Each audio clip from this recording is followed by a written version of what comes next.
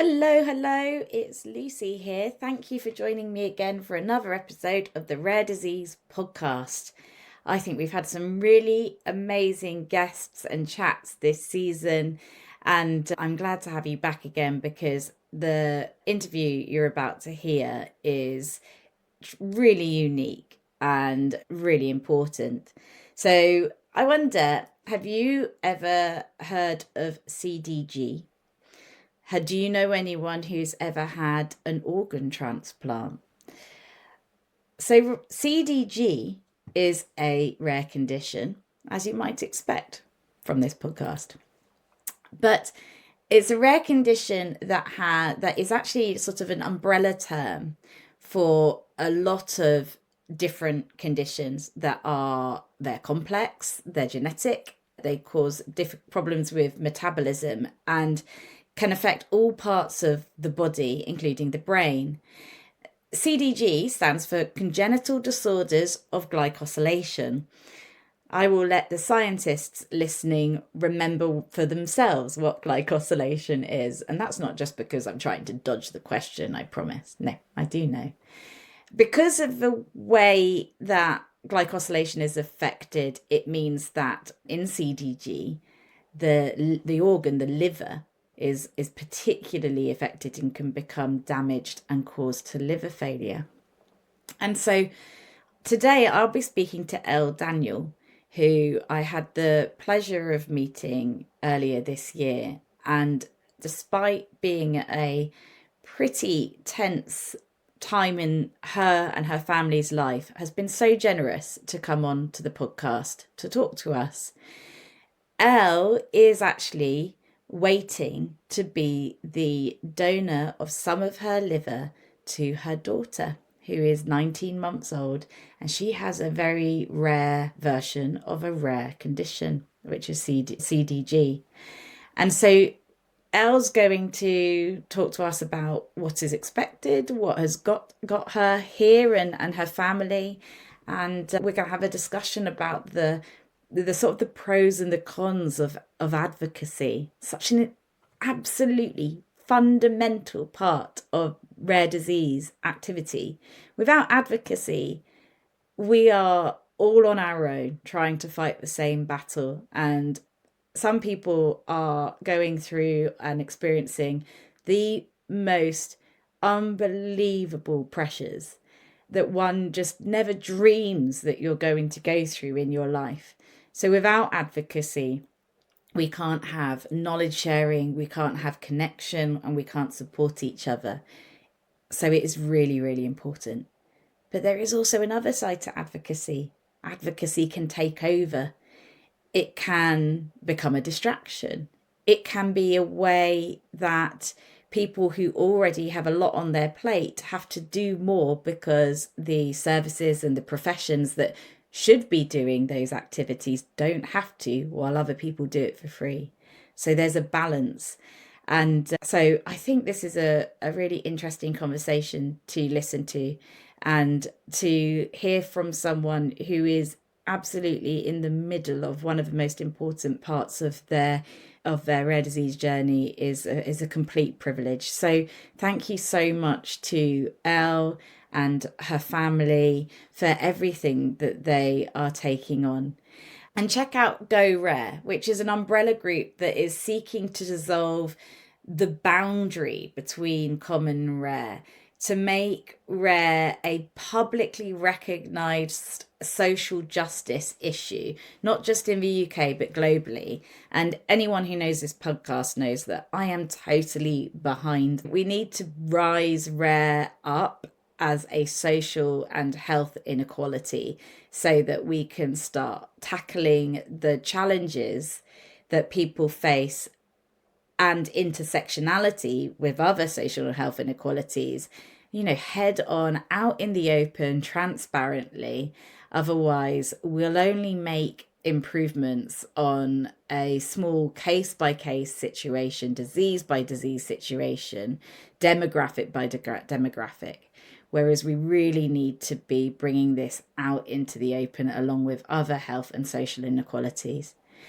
So I really hope you learn a lot from this interview with Elle. And while she's actually being interviewed from a Ronald McDonald House. So thank you to the Ronald McDonald charity who provides such great support to families, because she is living near where her daughter is currently in hospital waiting to be ready enough for her live liver donor transplant from her mum. Please be aware that we will be talking about some difficult issues that can cause difficult and strong emotions. That's completely normal, but just so that you can decide when and where and how to listen to this really important interview. Thank you very much. So, welcome, Elle. Hi. Hi. So, I'm really excited to have you on the podcast because you told me that you're a fan of the podcast. I am. I have been for quite a while. Which is just so exciting for me, because I sit in my room and I record these episodes and you just have no idea whether they are benefiting people. But when did you first start listening to the podcast? So I think we got my daughter's diagnosis in January of 2024, yeah. And I spent probably 2, 3 months burying my head in the sand, as I'm sure a lot of people do. And then I started to sort of put feelers out, and I found there were so many. I mean, there are there's without kind of watering it down, there's a podcast for everything, which is really handy, especially when it's quite niche. And I was really drawn to yours, firstly because I think it's like cool to hear. You hear a lot of parents and caregivers talking about rare disease, and patients as well, which is obviously very important. But I thought it was really, your perspective you had on it was really interesting, especially your personal story with your family, but also just that kind of medic's view on rare disease. Because sometimes, I mean, obviously, we spent a long time in a specialist center where people are very used to these kind of what they call weird and wonderful conditions. But, you would have times when people, doctors, nurses didn't necessarily know anything about rare disease. And so it was interesting to see what was being done to sort of bridge the gap at that general level. And I think your podcast does a really, really fantastic job of it. And also something that really, really like pricked my ears up in the best way. I can't remember which episode it was, but you talked about the importance of intersectionality and kind of how, because something we have, as well as a various charities specific to my child's condition, we have a sort of a general awareness group called Go Rare, and our whole thing is kind of about making it a bit of a revolution and bringing rare to the common knowledge. And sometimes when I would be having conversations with people, I'd feel like I was bumping up against, oh, but don't talk about that because it's too controversial, or we don't need to, yeah, we don't need to kind of cross over. But actually, as you rightly recognize, everything is connected. So there's a lot of intersectionality in rare disease. So I think you were talking about anti-racism work. I'm trying to remember the exact episode it was, but it was like, yes, someone's talking about this in Oh, conjunction. Yeah, so that was a big deal for me. thank you.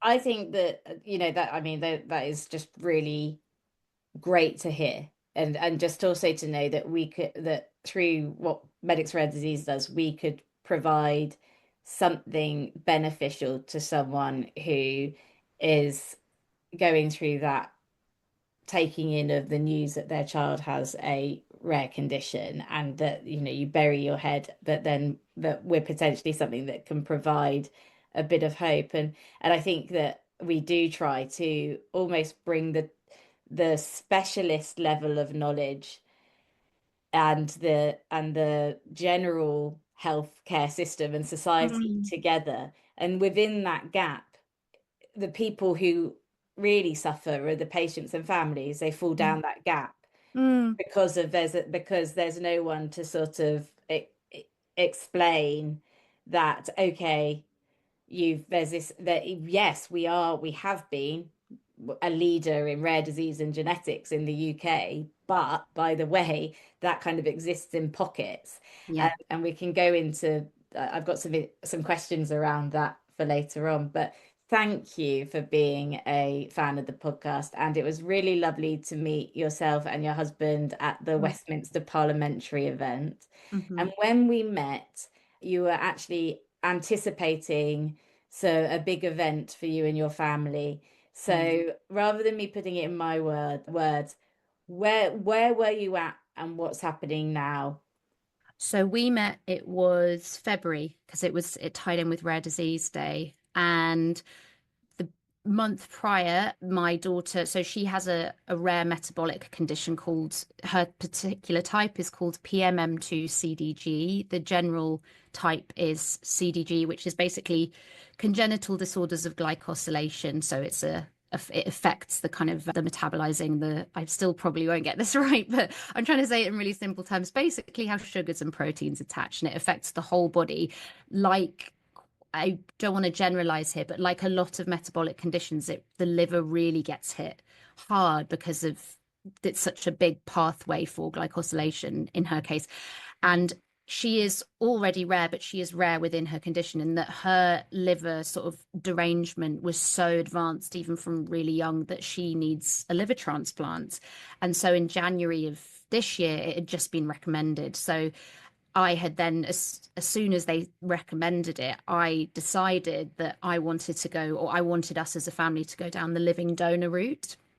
And so you can have, obviously, I think the majority, certainly when it comes to adults, and I think same for children, come from the deceased donor list. So, someone passes away, they're assessed as a match, and then, you basically you have to have the same blood group. There's obviously other factors that go into it, but the liver is, you can take a part of it and it makes a whole liver. So it's I don't want to say at all that it's an easier thing to transplant, but there are benefits to the fact you can take a bit of it rather than needing a perfect size.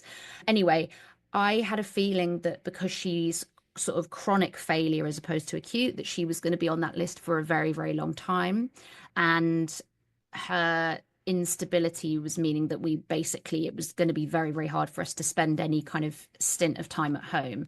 So I decided to kind of put myself forward, get myself worked up. And so I found out kind of around, I'd say early March time, maybe, that I was a match for her.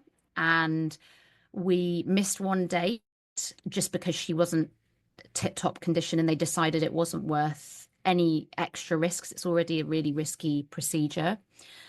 So now, all being well, touch wood, it's going to go ahead this month. And yeah, they're basically going to take a small section of the left side of my liver, put it into her, attach it to her, I don't know what you say, plumbing. Yeah, Yeah, plumbing. plumbing. And then there'll be a significant recovery for her, of course, and pretty much, and a little bit for me as well as the donor. But yeah, that's where we're at the moment. So she's being very well looked after, very well managed. Yeah, we're at kind of one of the best liver centers in the country, really. So can't ask for more than that. And I'm just kind of grateful to be her donor. Yeah. Yeah. Yeah. I have, I've got a lot of stories from that I've watched of people doing rather incredible and generous things, and without a second thought, because of course you would, or most people would. And I think that one of the reasons that I'm really grateful, so many reasons why I'm really grateful that you're sat in a Ronald McDonald housing place near your daughter's hospital, but on a podcast for me, when which you wanted to do, even though you thought you were going to be taking part in a liver transplant. But one of the really grateful things is we often in rare disease experiences that people talk about, or the opinions often come from retrospect, because when someone is living with or caring for someone with a rare condition and they have a disability, they have a huge amount going on their plate, it isn't necessarily possible to talk to them about what life is like, what they would benefit from, etc. And so we often get a lot of our insight in rare disease from people who have sadly lost loved ones, and they are doing advocacy in their memory, which is incredibly important. But obviously, we know that times change, and it's really important to get the contemporary understanding of what's happening. So for you to give up this time and to tell your family's story is so incredible. We're so grateful for it. But I know it's not unique as well. And I'm sure you have a lot of people saying it's incredible and it's amazing. But like you said, you just said you feel privileged to be her donor. I do. And it's nice actually because there's another dad on the ward who is he did liver and bowel for his son. And I asked him, I said, "Oh gosh, how is it?" I've been a bit reluctant to ask donors because I don't want too many gory details ahead of time. And I asked him what was it like, and he was like, "Oh, it was amazing." And that's just I think that's the thing is it's like any worries you'd have about, what it's going to do to you or how it's going to make you feel in the relatively short term are completely overtaken by the fact that you can do it. And, I think well, I don't want to speak for every parent, but I feel like mo most parents would if they could, Yeah. I would say. I And yeah. it's slightly off topic, but I also wonder if it's partly that, this phenomenon isn't this giving phenomenon isn't new. It happens all the time. Women have grow babies and give away parts of their body all the time Yes. for little tiny baby things that come out. And what that entails is actually huge. It's really big. The undertaking of just trying to get pregnant, keeping a pregnancy, looking after the pregnancy, giving birth, and that postpartum time is just it's Mm, just really understated how what a undertaking that is, physical absolutely. and psychological. And and it's a bit like when you said it's a privilege to be her donor, it's a bit like, I feel with my daughter, it was a privilege to be her incubator. Yeah. And but we don't really think about it. It's expected of women really to Yes. to do this. But Absolutely. actually that is a really big thing.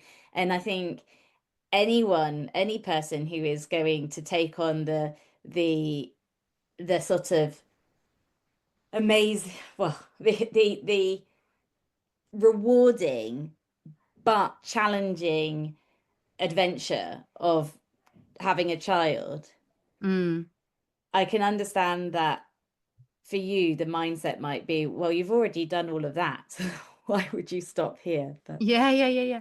Well, I mean, even becoming a mother has just given me a tremendous appreciation and respect for women and for mothers and just what we go through. And it's as you say, like it's just expected and it's default. But yeah, it's completely changed what I prioritize and what I value, I think, which is a gift.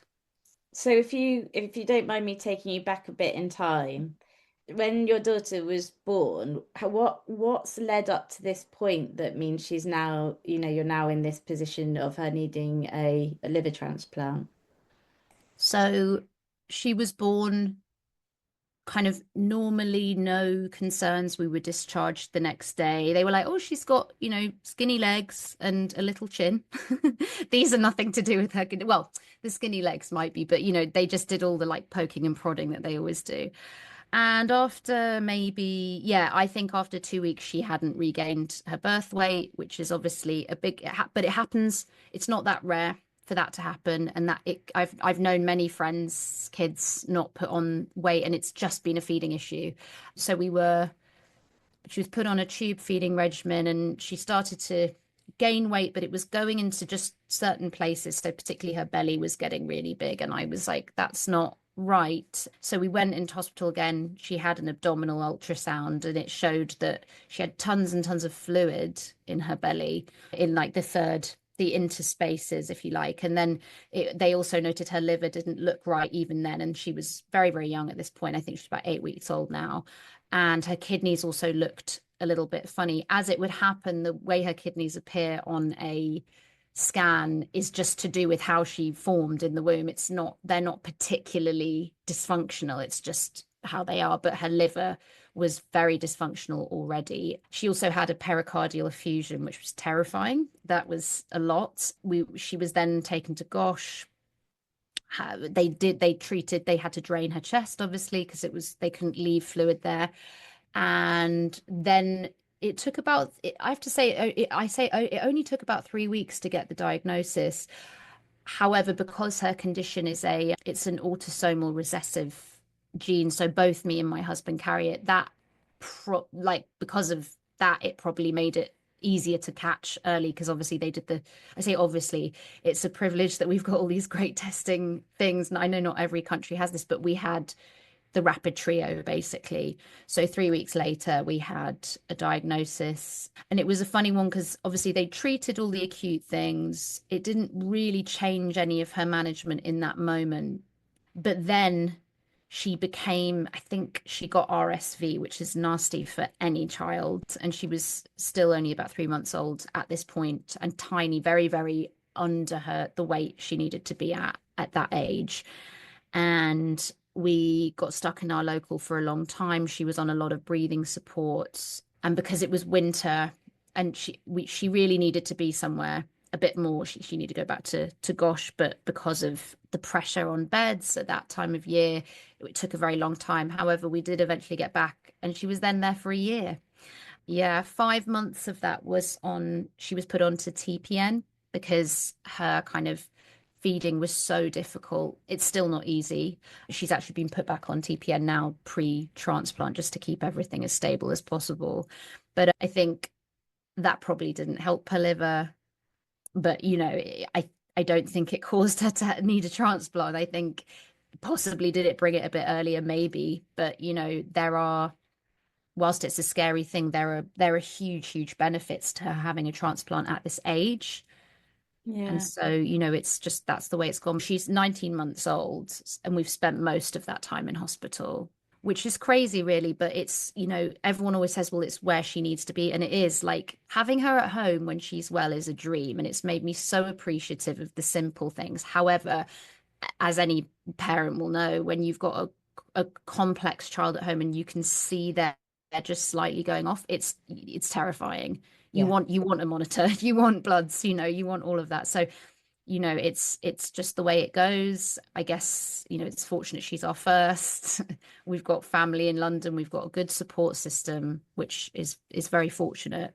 But yeah, essentially, she had become she was kind of doing really well in other areas in terms of her metabolic condition, but she was still having this really hard time keeping fluid in the right place, electrolytes going off. And because the one thing they don't do at Great Ormond Street is liver, not to say it went under the radar in any way, it didn't, but they were very keen for her to go to a liver centre and be properly assessed, not just receive kind of secondary advice. So it took, once she went for an assessment at King's, where she is now, they were able to do specific scanning, and just they know what a failing liver looks like. Yeah. And it can look like quite a lot of things as well externally. So that was what really kind of got us to this stage. It's 19 months, such a short period of time for so much to happen to one little person and one little family. I mean, even just listening to you're probably, well, you are definitely better versed in the sort of the workup in metabolics for this kind of condition than the average doctor, I imagine. And I can hear that your medical dictionary is strong. Yeah, I have no, it's for I have no, it's all for Ruby. She's a great incentive because I was not good at science or maths. No, but it's one of those adaptations that you have to make. You have to start speaking this other language. Yeah. But just I've sorry, I can feel the sort of what have I done in the last 19 months? Probably a lot. Probably not this much, and it's just I'm just so glad that you are being supported and everything. But Yeah. in that, just thinking about that early period, and you talk about sort of being lucky about the tests that were available, and it sounds like there was someone there who understood something was wrong quite early on. Mm, I'm kind of interested in this because I worked at a district general hospital, and this whole, we shouldn't use this phrase, but a phrase that is used in medicine is failure to thrive and not God, hitting yeah. the birth weight. I Mm, mean, and that is such a common presentation if we're going by the not reaching birth weight by whatever it is, 10 days, 20 days. And yet, how do we know which ones of those are the ones mm, that we really need to laser focus on? How do we know which of those patients? And I mm, had a bit of a scare of this myself, as you know from podcasts. We had a metabolic condition that ran in my family, so I knew mm, very well about this area of conditions and how they can present. And my own daughter failed to thrive quite significantly. And we were in Geneva, and therefore we were having they regularly see babies after they've been born, as do most European countries mm. and US. It's the UK that the anomaly who just sort of let babies go and see them That's in bad. 6 weeks and hope that it's all okay. And if it's not, someone comes back in. Yeah. But she had regular follow-up, which meant that we were being well supported with this. But I was well aware that when we're hitting, she's not gaining her birth weight, she's losing a few centiles, that there are some potential causes that are fine, and then there's lots of potential causes that could mean really grave things for her. Mm. But and for us, it was a cow's milk protein allergy. Oh, yeah. And I cannot tell you how pleased I was when she started bleeding out of her bottom, because therefore I knew that it was so this thing that most people would be alarmed by, I Yeah. knew that the other options were Yeah. less favorable. Yeah. But the thing is about it was we were being supported. That wasn't allowed to just happen, if you see what I mean. We didn't have to go and say to someone, look at our child. They're starting to look really small, Mm. etc. And so whether that had turned, whichever way that scenario turned out, we were in healthcare with her. She was being monitored because that's the normal there. Mm. Mm. For you, what were those weeks like, and how was it like to, how did you get there? I realize it was quick in comparison, but to other conditions, but also you have to be quick with this condition. Yeah. Yeah. Well, I think what was difficult is obviously now I have a lot of understanding medically about her. But at this point, I had no idea. We don't have any known health conditions that run in our family. We've all been very fortunate with our health. I'd never been in hospital. It is I just assumed everything would be hunky dory, as you do when you don't know any better. But I had the kind of the mother's instinct that something wasn't quite as it should be, not just because of the weight gain or lack thereof, but I just had a feeling, and I can't put my finger on any kind of why that was. It was just an instinctive feeling that again, you just have, because I just kept thinking, why is everything so difficult? All the things I was trying, I was going to kind of breastfeeding support, all of these things, and everyone was scratching their heads. They were like, we just don't know, because it doesn't, and you'd get a lot of things like, for whatever reason, she has a higher energy requirement or things like that. And no one could quite fill in that gap. And I think it's fair to say that when babies are very small anyway and very new, there's a lot of things that need to take a bit of time. So I appreciate that it is hard. However, I do think, one thing that was difficult was because she was falling behind on the centiles, the answer was to just plump her up as quickly as they could.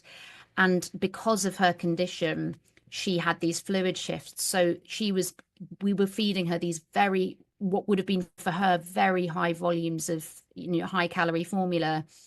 And it was just, it was shifting into her belly as fluid, and, and eventually into her chest as the pericardial effusion, which, left any longer, I really couldn't tell you where that would have gone. And I don't really obviously want to think about it, but that made me annoyed that she was allowed to go off and we didn't know what we were doing. I didn't, I did keep saying her belly looks strange. And it was just a case of a dietitian coming and plonking her on a scales once a week at our house and then being like, oh, she's putting on weight. Great.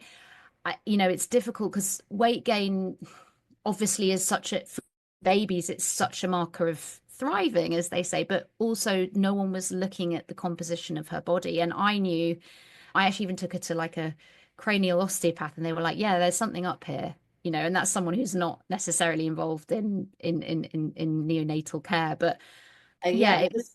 just coming in there, just I think that's the thing, isn't that's the when we're thinking about healthcare professional awareness and decision making that comes from awareness is that tree of okay, this decision making tree of Mm, okay, a lot of babies will, ultimately these are man-made milestones that we've put in place for them, and yeah. they are individuals living in their own context, so therefore they might not apply. But we expect a certain number of them to reach these milestones. And the ones that don't, we need to be making sure that we check the red flags. And I mean, Mm, we do this all the time in rash, mm, fever. We do it with children all the time. The number of mm, children who are assessed for rash to the ratio that actually have a meningococcal sepsis is, mm, that's a small number of cases of meningococcal sepsis to the ones that mm, we look at. The same with fever. And you know what? On the fever guidelines, the NICE fever guidelines, one of the indicators that can up your risk level is parental intuition. It's in the fever mm. guideline. So if a parent is Wow. worried. However, when in this area it feels just a little bit fluffy, and Mm, like you say, the yes, you can have weight gain, but that doesn't mean that that is happening in the right place. mm, So I think that's one of those if we're not aware of what we're looking for. Maybe you don't know every single metabolic condition. You definitely don't know the PMM2 variation of CDG. That's not something you know about. But you can decide you can go down a decision tree that goes, hang on, this child needs rapid workup on what's going on, yeah. Yeah. not just so they can have a diagnosis for information, but because you might be harming them if you are using Mm, the measures that you'd use for a different child. Like in yeah. this case, you're putting their liver under stress, and you're building up the fluid in them that they cannot tolerate, and so therefore Mm, it's going into places where it shouldn't, and the heart is a place that you shouldn't have fluid building up around. It's not a good idea. And that has been created. That's called iatrogenic. We mm, made that happen. mm, And by we I mean the healthcare system mm, made that happen because we mm, we gave her fluids that weren't ever going to be managed appropriately. mm. Yeah. And it was difficult because I knew that the consultant knew that she was following a rarer trail because obviously, she sees so many children and babies and she knows she didn't know exactly what it was, but I knew she knew. And it was that kind of difficult because I didn't know what I knew because of the fact it was purely an instinct at this point.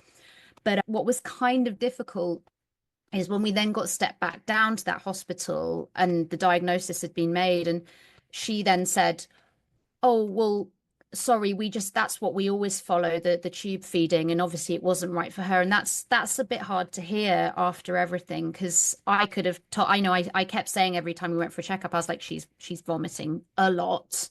I don't think, but it was always kind of like, let's just wait and see. And I don't always think time is there, and yeah, that was difficult. And I think, as you say, it's like, how do you pinpoint the kids that probably are going to need a bit of it, kind of, not acceleration, what's the word? Yeah, but a speedy, a really timely that workup and management plan Mm, putting in mm, place.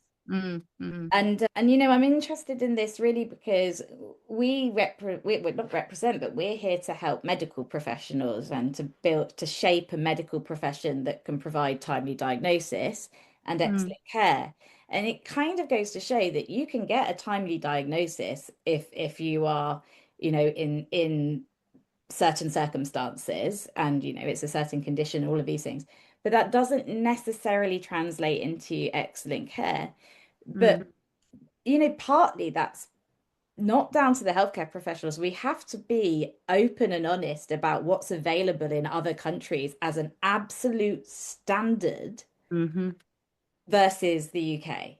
Yeah. And I don't know if the UK population have their eyes wide open to how children in the UK are basically, given some sign-offs that, whether that's the baby check and then the infant check.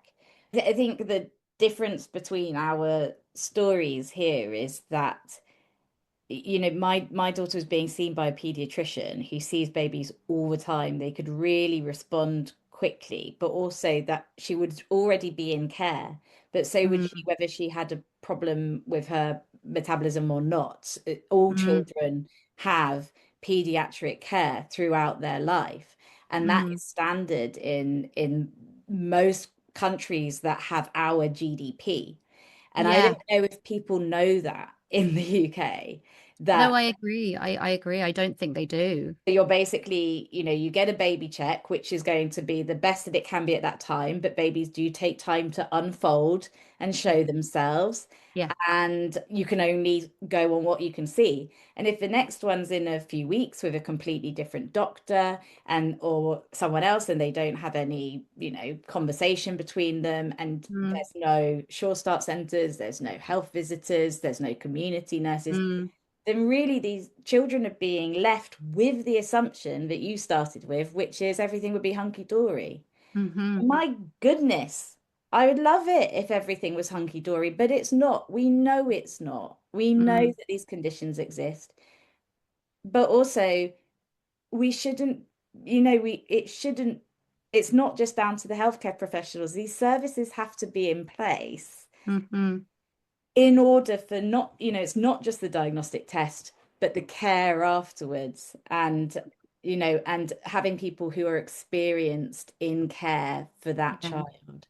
Yeah, because you get this, what happened with us is we get this diagnosis and then we get sent on our way, and you're met with, especially in the community, everyone's like, oh, you'll be teaching us about this, which is totally fair and like and true because it's so rare, but it can feel a little bit isolating when you're trying to scramble to learn about it. I mean, I feel much different now because I think, I feel I've personally found this it has ended up being quite an empowering journey for me, because I feel like parents, I mean, it's a funny one because a lot of people will say, especially when it comes to research for their child's condition, especially if it's ultra rare, they'll say, oh, it ends up being the parents who have to push everything. And I get that it is a lot on a parent. However, I also, just from my perspective, I think there's something quite cool and quite empowering about the fact that a mum with like a razor sharp instinct and the knowledge acquired that you get when you become a rare disease parent can actually influence decisions around what things are going to, what can go on trial for, in terms of potentially curative drugs and things like that. That's, for me, that's, and it's connected me with the most amazing people and advocates and you, and it's there's a lot of good in it as well as it being very, very hard for sure. Do you actually, it's a good maybe moment to ask, like, do you, as you, what do you think parents can do? Like, how can parents, how can kind of doctors work with parents to help empower them to advocate or help them to better be prepared for things not being hunky dory, as I said, because I think it's you get given that sheet, I think, and it's like normal, not normal, go to hospital now. But I don't know if there could be more nuance around that. Do you think there could be? Yeah, I mean, I think it's quite a complex question in the UK because of the fact that we have a interesting situation where we have a very paternalistic NHS Mm. system. So, Yes. when people live abroad, they are much more in control of their own healthcare, their records, who they go see. And, that doesn't mean we're talking, people will then come back and be like, well, do you want it to be like the US? Nowhere's like the US is one system. That is not the only other system. There are plenty Mm, other systems that aren't mm, like that, but mm, people do have more control over their healthcare. And I think one of the difficulties with that is that if you have this paternalistic system that then isn't actually keeping tabs on its population because it's not being invested in, the mm, workforce hasn't been kept on board, there's not enough, NHS staff to run these things, there's not enough hospital beds, etc. It mm, means that that kind of care that is provided, which is actually sort of building relationships and trust with the population, mm, isn't happening all the time. You don't see those sort of the health visitor. You don't go to didn't have a health visitor for my daughter. You don't get the dietitian appointment that you would normally have had for that kind of thing. All of these services gradually being stripped back mm, means that there's it causes this lot of sort of suddenly you're turning up when something is difficult and you don't know each other and you don't trust each other. And it happens on both sides. The anxious parent mm, idea that you've never had a child before, it's your first child, of course you feel that way. There's that, the healthcare professional not trusting the parent's instinct. But then there's mm, also the parent going, you've never seen my child before.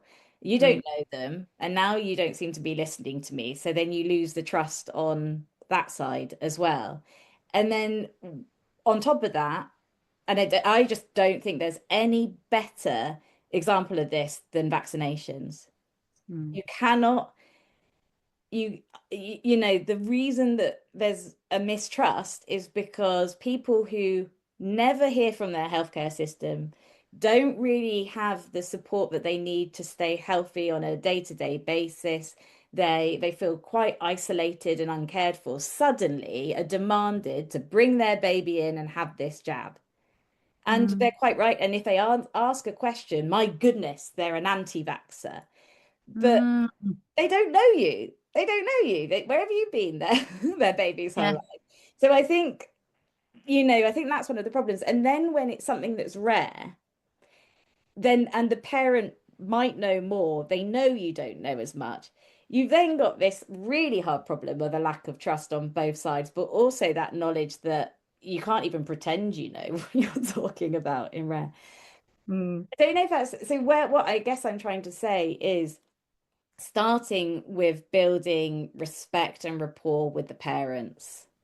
mm, You have to understand their point of view and also remembering that the parent and the child are the service user. They might mm, come to you angry. They might be an angry customer. mm. Normally people are angry because they are scared. Yeah. And if they're scared and then you see them as sort of aggressive or a Karen or whatever we might call these people, then Mm, that's not going to start rebuilding this relationship. So no. one of my things is, and I think Rare Minds talks to this a lot, one of the best things a doctor or a healthcare professional can do when someone has had a difficult diagnosis is ask them about the diagnosis process. How did Mm, you get there? How did you feel? Because otherwise, I think there's that kind of feeling of the patient might be brand new to you, but they're not brand new to the service. And no. so the wounds they have, or the things that have been said, or the things that haven't been done, they might not be your fault, but they're sitting with you as a healthcare professional. And unless you kind of get that out in the open, it's hard to Mm, move forward. that's And so so, true. yeah, so I think that's my way of saying I don't want to, ideally, I want a world where patient parents don't have to advocate any more than they want to. Yeah. I don't, or they can and is within Mm, their capacity because it really should, their doctor and their healthcare professionals should be their advocate. yeah. But I think we're not there yet. And while we're not there yet, what we can do is have healthcare professionals who realize what might be going on for this person and then support them with their advocacy desires that they want. Mm, So they don't go it alone, because otherwise yeah. advocacy can eat you up. It can destroy, it can destroy families in a way that child Mm, loss doesn't destroy families. You can lose hmm multiple members to advocacy. mm. So yeah. Yeah, I mean it's a funny one because it's quite I think the fact that me and Steve, my husband, both are kind of all in with it is I think that's I don't I think that's quite rare because you tend to see one parent being all in and the other one isn't not invested, of course, but maybe they're just but they're behind the scenes, whereas me and Steve are both loud and in your face with it. I wonder how long that'll go on for. Probably forever because we're both big personalities, but We were talking about intersectionality of it, and I mean, for me, this is steeped in isms, isn't it? It's the mum mm, because during that first period, they're less likely to be at work. They're more yeah. likely to be booking the healthcare for appointments. They're more likely to take the child. And then after that, we can go into the statistics of how many women are carers versus men, how many, women within advocacy. But then, who the gender pay gap plays a role, the societal expectations plays a role. But then Mm, also within that, if you were someone who wasn't like I guess your first, I'm making some assumptions, but if you weren't white and English is your first language, mm, maybe you wouldn't be in the place where you are today. absolutely. And so advocacy is, it has its risks and its benefits. And if advocacy is, in my mind, is not performed carefully, then how it can impact families and how it can impact society can be really problematic. Can you say more to that? Because that's really interesting. I haven't really thought about it that way. Okay, well, Sorry to put you on the spot no, there. it's no, it's fine. It's kind of like okay, we've only got a certain amount of energy for the day, and if you Hmm have three children and one of them is very, very poorly, then that child is going to need a lot of energy from you. If in Yeah. your time off that you are then advocating not only for your child who's poorly, but the whole condition, you need to spend energy on that. But what about the other two children? What about their right to a family life? What about their right to privacy? Because lots of advocacy requires social media, it requires press. Mm. I've been in the newspaper how many times in relation to someone I've never even met because he died before I was born, but I was a Mm. child. So there's this advocacy isn't neutral. It's a it's a hungry activity. And Yeah. because most people do it for free, there's no real incentive for the systems that should be providing this support to give it. Absolutely.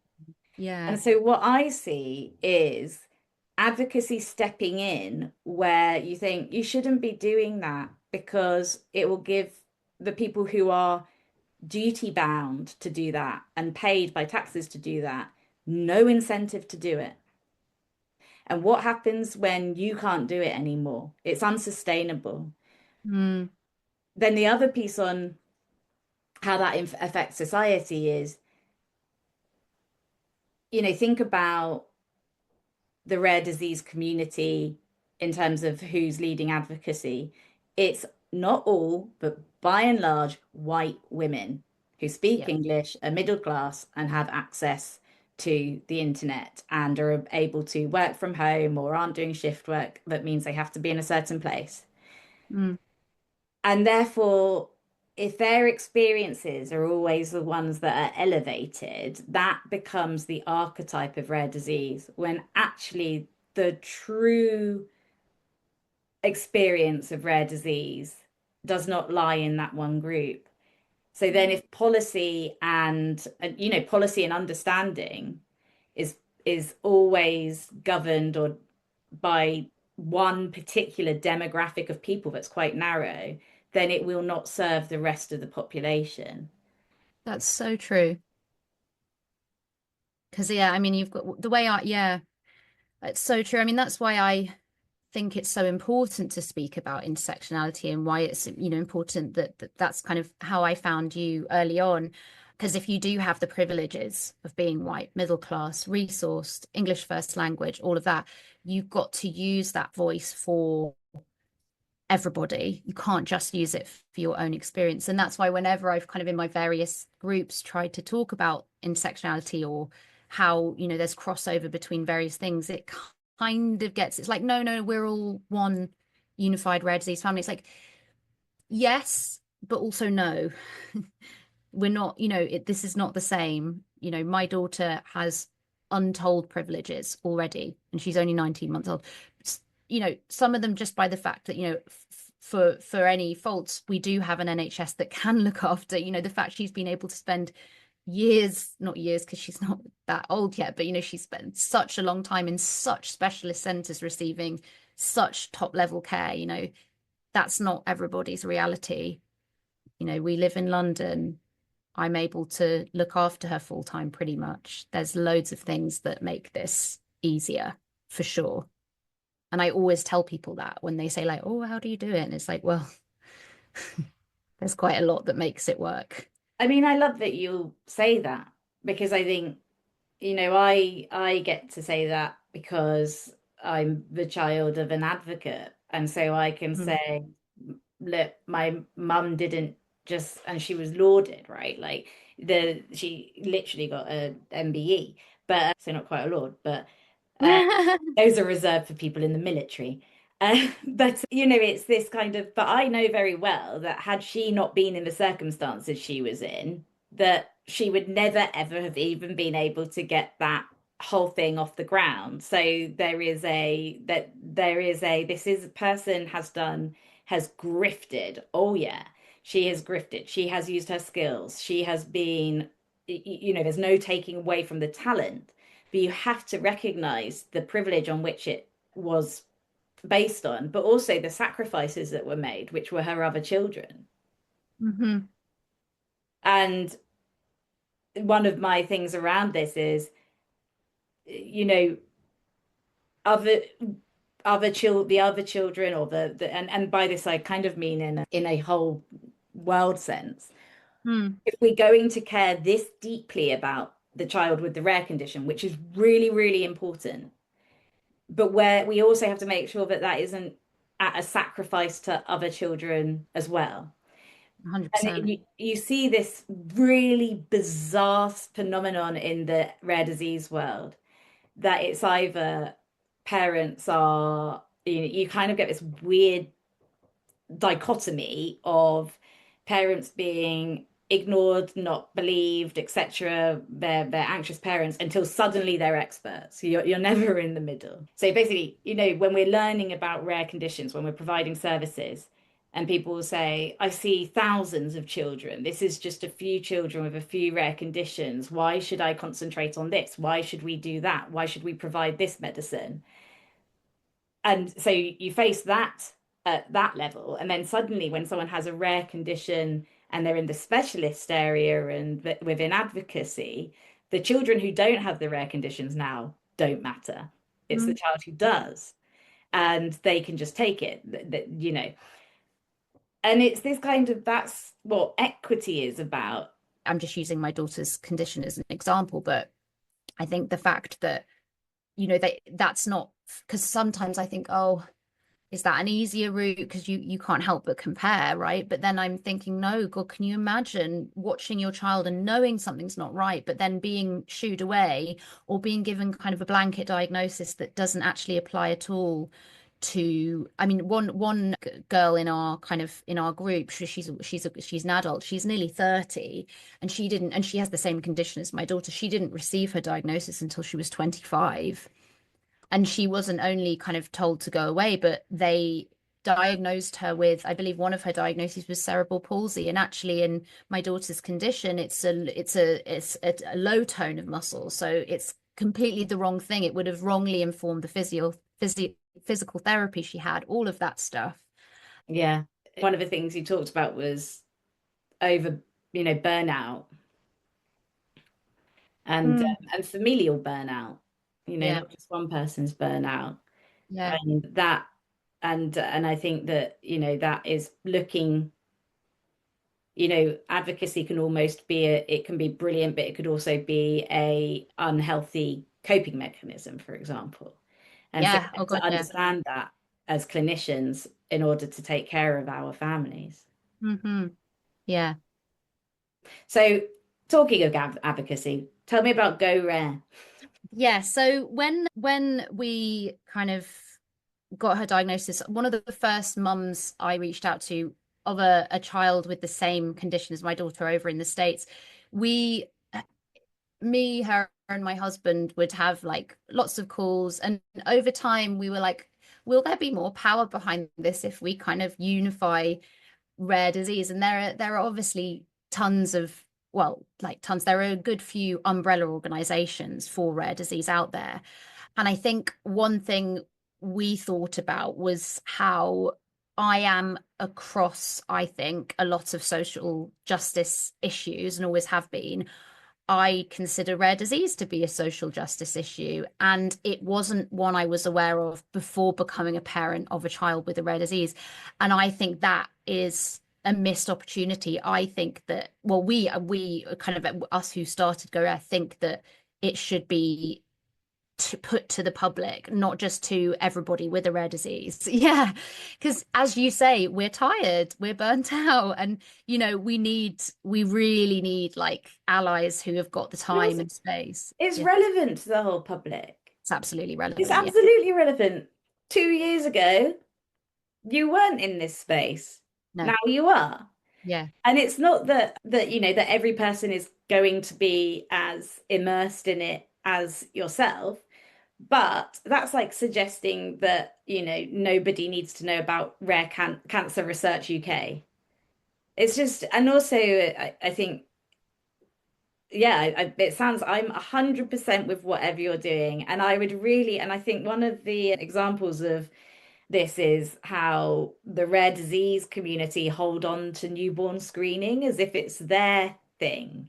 yeah, You're like, no, it's not really your thing, is it? You are very, very, very important in it, but it yeah, doesn't belong in the rare disease space because the people who are in the rare disease space probably don't need to be aware of newborn screening anymore. We yeah, need to be making the public aware of it so yeah, they can understand how this impacts their provision of services in comparison to other countries. This should be going to the intersexual health clinics. It should be hmm going into public health conversations. And I think this again is sort of the how advocacy in rare can maybe sort of hold on to things mm, because of passion and because of what's happened in the past, and you genuinely don't, you want other people to have more decisions and choices. But holding on to a conversation and housing it within rare disease is going to just mean that we're passing on another paternalistic point of view. Yeah, absolutely. I hadn't thought about that, but it's so true. So what are the plans with Go Rare? Well, I mean, admittedly, I've a lot on at the moment, so Yeah, it no, has that's fine. You can have no plans apart yeah. from adding rare disease to the social justice sphere. Yeah, I mean, I think we have a little WhatsApp group, and there's probably about 20 of us in there now, all from different disease groups, different countries. And we have kind of been putting our heads together for some kind of big campaign, really, and how to sort of cross over. A couple of the parents are also in advertising, so they're quite useful. We're trying to kind of put our skills together and our various connections that we Mm. have, things like that. Just draw on everything that we have. We do need a bit of a regrouping, though, I will say that. Well, that's fine. I don't know if you know, but because obviously you have a huge amount on, but last week, maybe the week before, a big thing happened, which was the World Health Assembly met. Yes, and so rare disease is acknowledged as a global health priority, and hopefully this paves the way for a global action plan from the World Health Organization, sort of akin to Millennial Development Goals and Sustainable Mm, Development Goals. mm, And some work that I'm doing, I'm a commissioner for the Lancet's Global Commission on Rare yeah. Disease. And really, there's 5 sections to it. And my section that I'm the co-chair on is really about social justice. It's Mm, about how neglect for rare disease as an area is driving huge breaches of human rights, yeah. and how and that intersectionality piece of we're talking across someone's life, their daily life and their lifespan, that they are Yeah. not, And their families as and their well, families, community. they're not having their human rights recognized by the very nature of how a country is rare conditions. So, Mm, yeah, if you want to galvanize them in our direction, I'm sure the input would be really, really helpful. absolutely. Yeah. So, is there anything else you want to talk about before we wrap up? I think we've covered a lot. I think, Um, yeah, maybe some surprising things. yeah, yeah. And I'm also conscious I need to get back to my daughter. Yeah, I can see. Yeah. So, um, what would be hang on, you're going back to your daughter now. Can you just tell me, does she have a favorite color or a favorite program? Mm, Or, she's obsessed with on the Tony box, there yeah, is a Rapunzel character, and the songs are so questionable in their like messaging to young women, but she loves them. hey, And I'm a hey, feminist, but yeah, it's that. yeah, It's like yeah, he's a feminist baby, but but she does hey, want a prince to save her. they are what they are. And not just in terms of how they metabolize and do glycolysis, but Yeah. also in terms of that they like pink and all Yeah, sorts of she things like does. She that. loves glitter, loves Yeah, sparkles, loves crinkles. Oh my goodness, she's a sensory seeker. So yeah. yeah. Well, thank you so much and for joining me and for this really interesting conversation. I think I speak on behalf of the entire audience that we wish you all the best. In French, you'd say bon courage. I don't think there's an equivalent in English. It's not really good luck, but Yeah, I don't courage think. Yeah, over the next few months, and that you both come out of it with a really good recovery. And hopefully we'll be able to keep up with your journey, and you will join us again to let us know how it goes. definitely. Thank you so much for having me, Lisa. I've really enjoyed it. Thank you.